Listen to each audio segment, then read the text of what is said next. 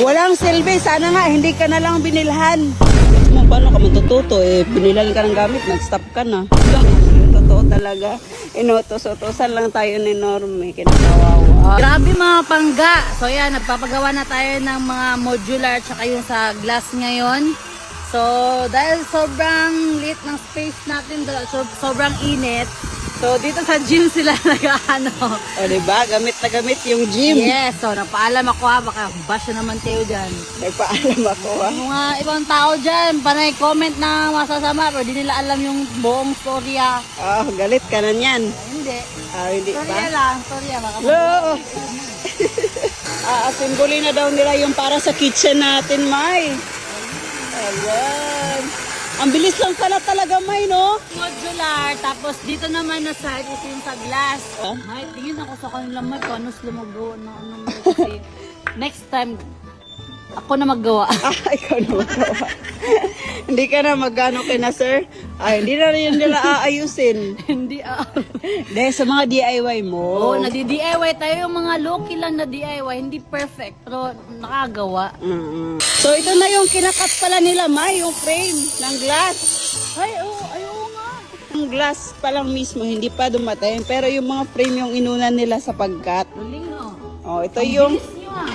yung frame natin 900 series. Hindi, parang mahirap man. Parang mahirap. Ay, parang ano lang, yung papel na ginaganon-ganon mo. Ito na, malaki yung bakal. Ay, oo. Galing, ganyan lang pala. Ako daw, sir. Ako daw tapos magkamali. Sige, ako sampul. Diyan ka, diyan ka. Gusto mo talaga magpahinga ba? Sige, go. Lakasan mo. Parang ano lang siya, May. Yung sa papel na, Oo. binubutasan din. Meron ako mga mga gamit pang DIY. Walang silbi. Sana nga, hindi ka na lang binilhan. Kasi wala namang silbi yung mga gamit mo eh. Hindi ka naman nagdi-DIY eh. DIY ako after. Wala. Hindi ako naniniwala sa'yo. Tanggong ngayon, benta ko na lang yun. Kahit saan ako magpunta pa, doon yung papunta yung ano. Abog. Guys, galing sila may no kasi gagawa nila yung mga ganyan ba. Sana ako din nung marunong yung ganyan. Matututo ka, syempre, pag ipapractice mo, paano ka matututo? Binilan ka ng gamit, nag-stop ka na. Ano yun? Ano yun? Kahit kumpletuhin pa natin yung gamit mo, pag hindi ka kursunada na matuto, walang mangyayari. So, kung kursunada ka, gagawa at gagawa ka ng paraan na gagawin mo. No excuses. Uwi ka na dun.